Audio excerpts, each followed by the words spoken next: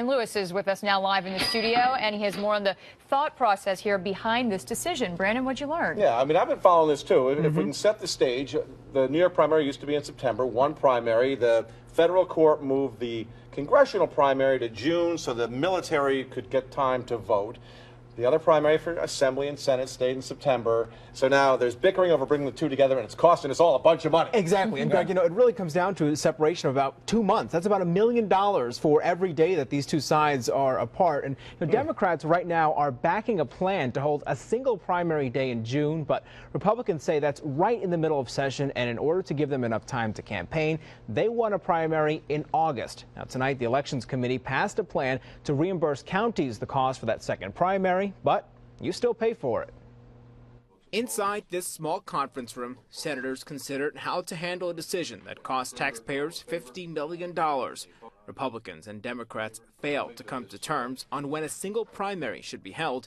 Democrats say June, but Republicans argue that's in the middle of session. I'm here to do the people's business, and it's very hard to be out campaigning. You just can't. You have to be here, and that's what I believe. Instead, Senator Kathy Marchione is backing a plan for an August primary. Is that feasible in your opinion? No, and Vermont tried to move it up to a date in August, and it wasn't enough time to get the votes out and back from the military. So I don't think August is sufficient.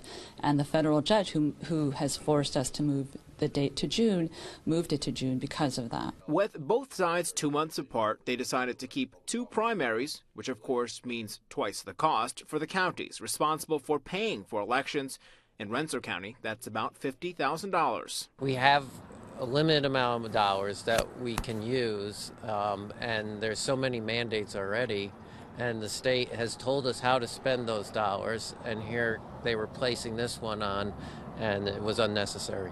Kanchik estimates statewide it will cost up to $50 million. While both sides couldn't agree on a date to save that money, they did agree to at least reimburse counties the cost of the second primary. Where does that money come from? Right, it's coming from the taxpayers. If my bill passes, the state will reimburse the county the cost. So it's still coming from the taxpayers. So we still need to get the two dates put on one. That's really where we reduce the costs and inefficiencies. Now, from here, the bill to reimburse counties goes to the Finance Committee to figure out where in the budget that money comes from. Tonight, it had bipartisan support in the Elections Committee, with the hope at least for a single primary day in 2016. Live in studio, Brandon Lewis, CBS 6 News. Thanks.